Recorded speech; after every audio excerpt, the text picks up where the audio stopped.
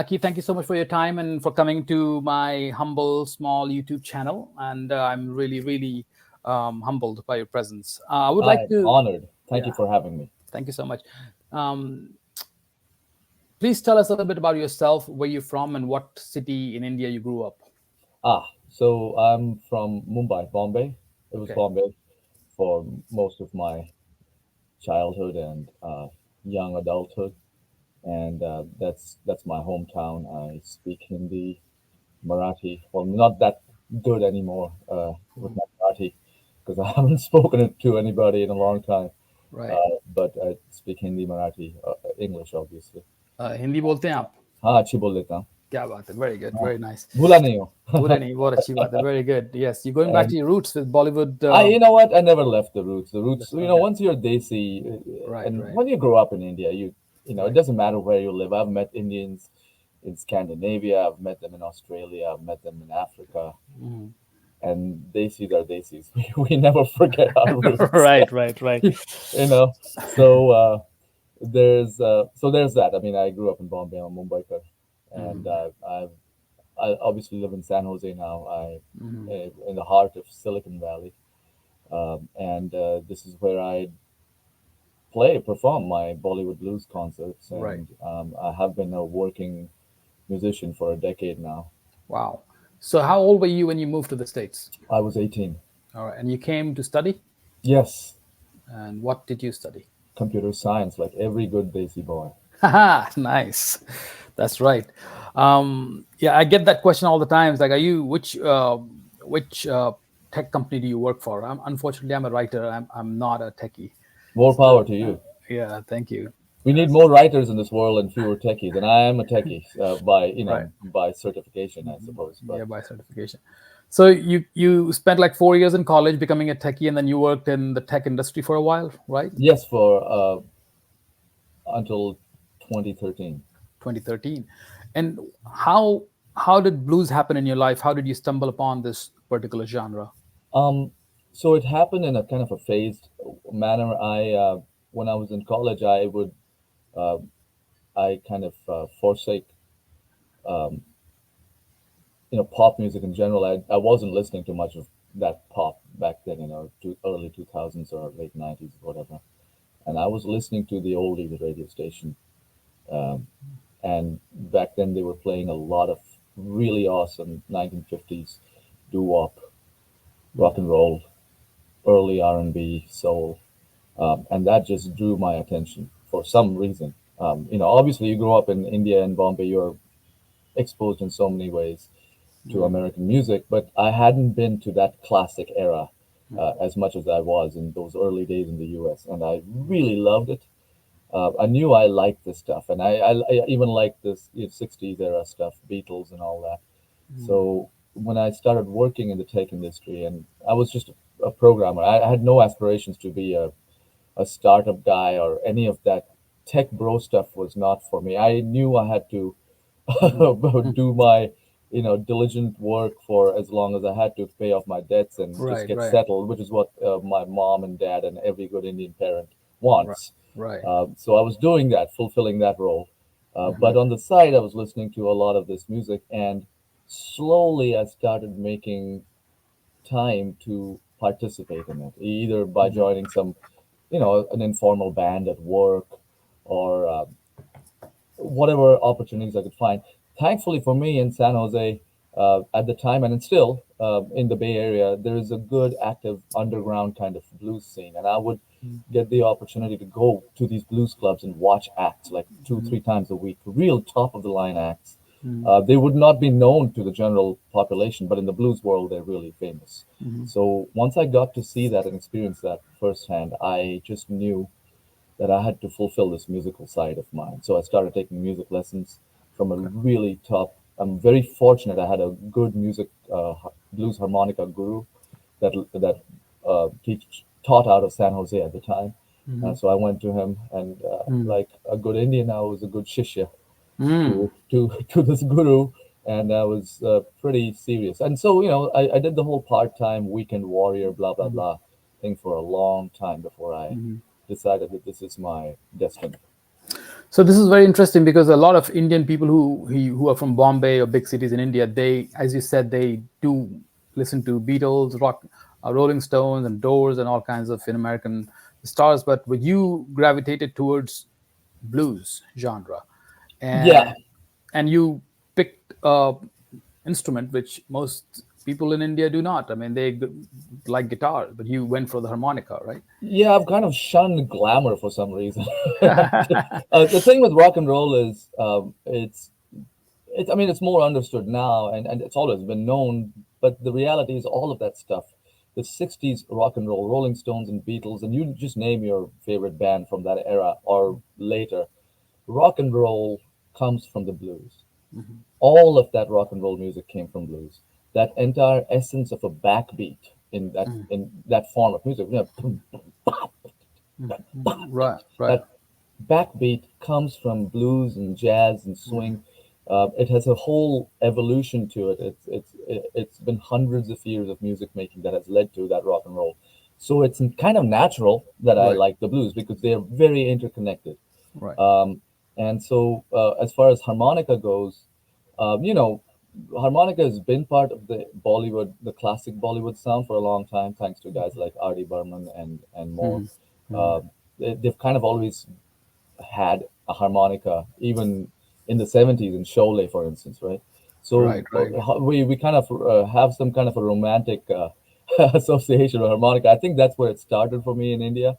But when I came to the US and heard blues being played on the harmonica, which was something I'd never heard in Right. that sense, you know, in that context in India, I was knocked out. And I immediately was drawn to it. And guitar, as great of an instrument as it is fairly common. Right. Lots of people have guitars and play guitars, but this thing was a little exotic and mysterious to me. So probably what drew me to it. Thank you so much. This is a good segue for me to go into the next question, which is how do Indian audience react to your love of blues genre and also your music? Um, Is it mostly American people who love your music, or also Indians? Both. Both. These Okay. days, both. Back Okay. when I was just, making my way through the blues scene in the Bay Area, it was mostly American and really the blues-centric American audiences that were watching me. And I wasn't singing in Hindi. Right. That whole era started, about 9 years ago.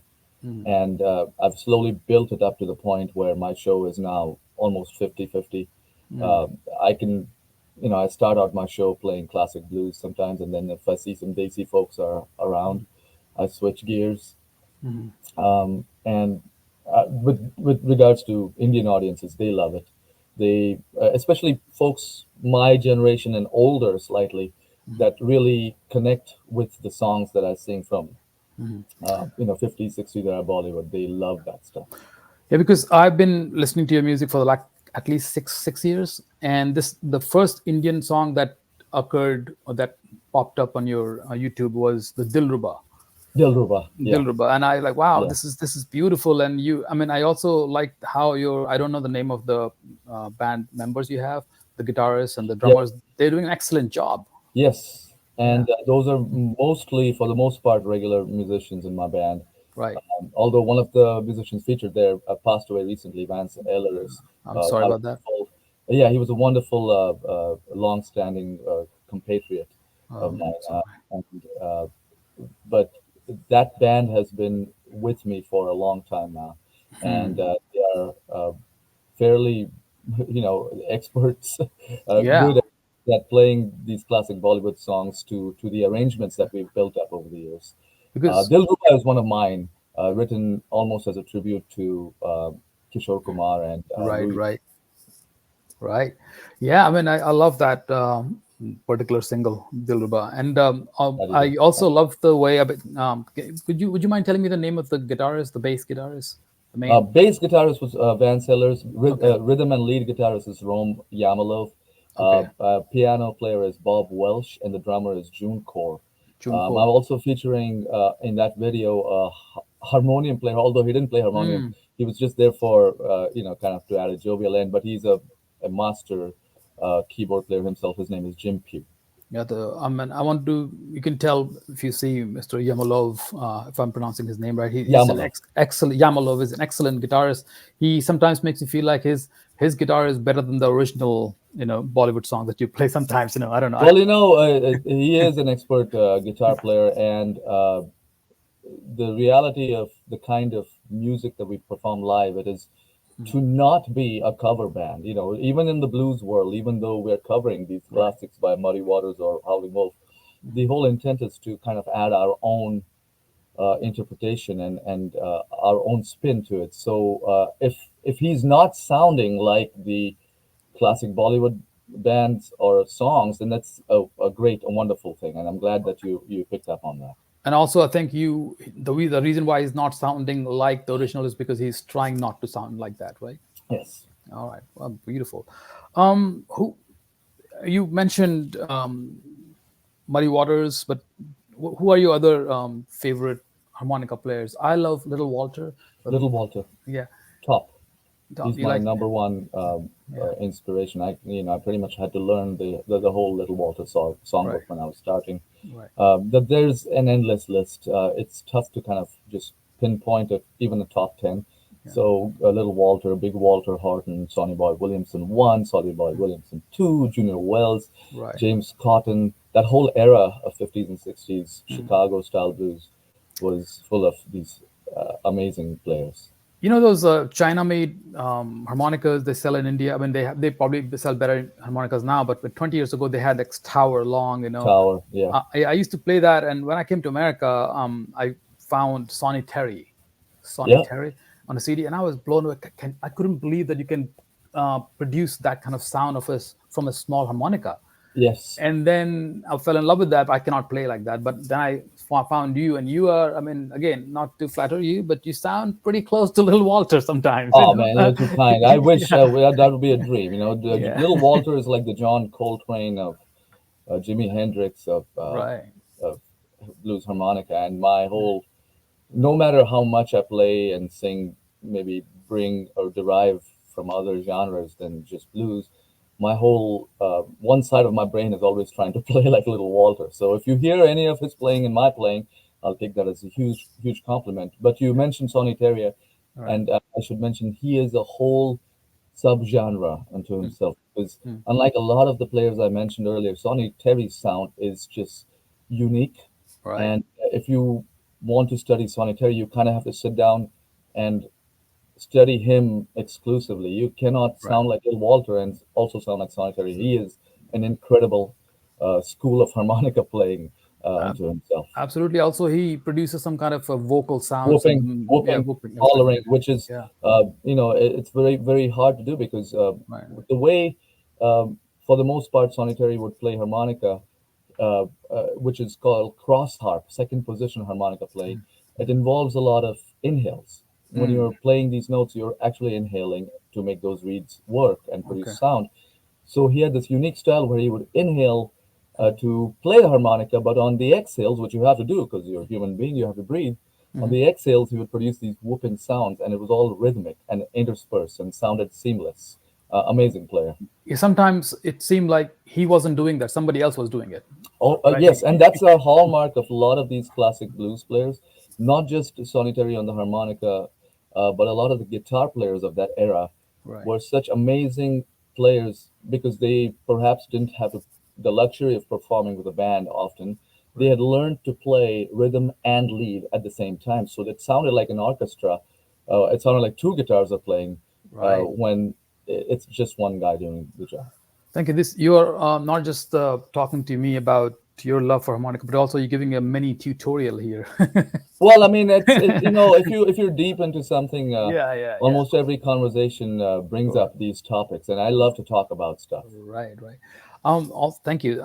Also, I want to ask you how. I mean, you already touched upon it a little bit, but now you're going back to bringing songs and remixing and interpretations of your own Bollywood roots. What that inspired? Why that made you think that you should do that now? Um, well, over the course of that blues music making journey that I had been on, one thing was clear to me that Blues is a wonderful undertaking, and I have a deep love for it, and I'm never gonna ever stop playing it, or pursuing it, or trying to master it. But from a cultural standpoint, I'm not a blues man as such. I don't come from the American South. I don't have these roots. You know what I mean? It's an Right. adopted culture, Right. and the reality is there's deep cultural Desi roots in me. So this realization was happening over a long time, and then over the last 10 years, given the political climate and with the whole general anti-immigration or anti-immigrant nature of things, these not just in the U.S., everywhere around the world. I Yeah. felt like asserting this identity, which is real. Why hide it? If I'm in a blues club and I'm singing and playing a Paul Butterfield or a Little Walter song, then I should have the right to equally sing a Kishore Kumar or Muhammad Rafi song. And Desis are now on the rise. There's millions of us here in the Bay Area, in the United States. I felt like we are a first year community and we should be in the music making scene as well. So that kind of all of this fueled my thinking towards incorporating Hindi and Bollywood or whatever comes to mind into my music making. Beautiful, lovely answer. I think this is so true. Instead of trying to be something else, and hiding your own identity can be tiring, right? Exhausting. It's a first generation immigrant's burden, I think, and we Right. all uh, adopt it in different ways, adapt to it in different Right. ways, Right. and I'm trying in my own way to kind of shed some of that. So you, Aki, how did and how quick and how slow was the transition from the tech worker Akash Kumar to the musician Aki? Are you fully Aki now? I don't know what Aki is. I can, if things, if the music business comes to a standstill because in the next 5 years there's like music making AI robots walking down the Oh, streets filling right. that role, and I have no job, then I guess I'll have to go back and be a AI robot maintenance working tech bro. I don't know, right? I have no idea what the future holds Right. Right. for all of us, but I do know that I have always been a musician, whether or not I had full-fledged opportunities in India. Obviously in India everything is academic centric, education centric. For good reason. It's a hustle. You have to be the top of the top to actually land great money-making positions in any kind Right. of business. So it was an undertaking. Music making was something I took up in my mid 20s, really, in earnest, when I had a little money in my pocket to pay for things, for lessons and equipment and all that. So it was a very slow journey.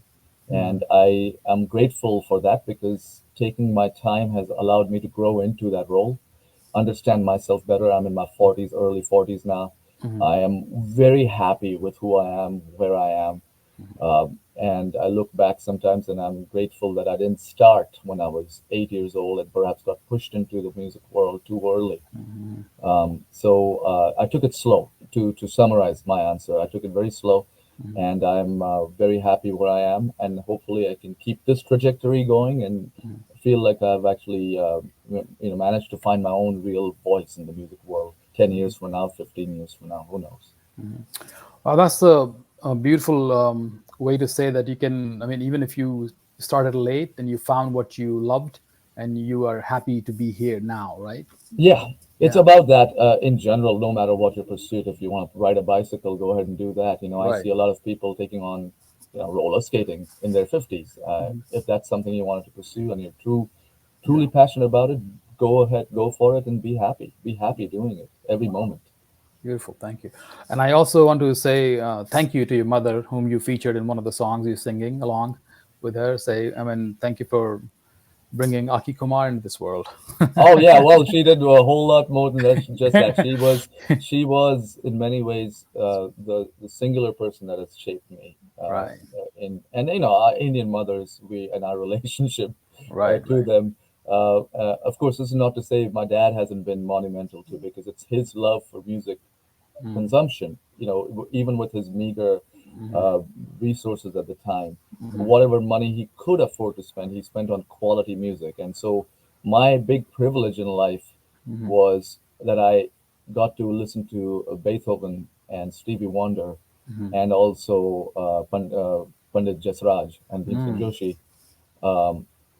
all at the same time, because my dad was pursuing.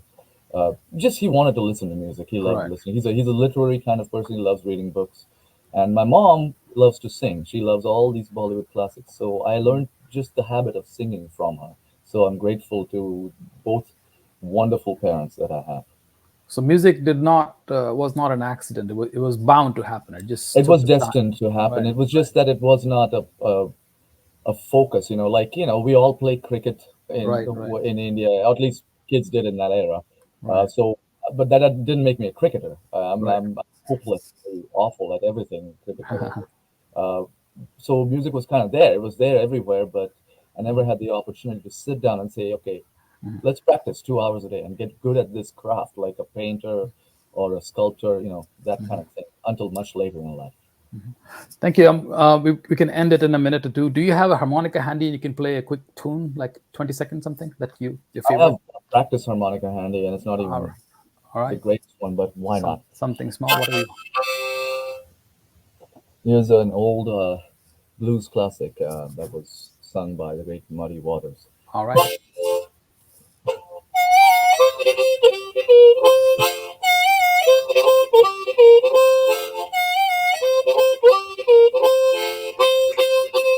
I'm going down to Louisiana, baby, behind the sun.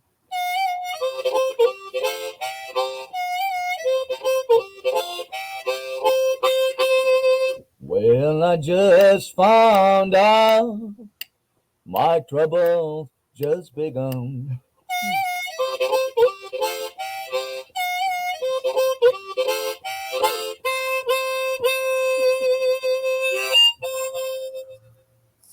Thank you. That was beautiful. Thank you so much, Thank you. Aki. Thank you very much. Thank you so much for your time, Aki. One more time, okay? Thank you, my friend. It was my pleasure.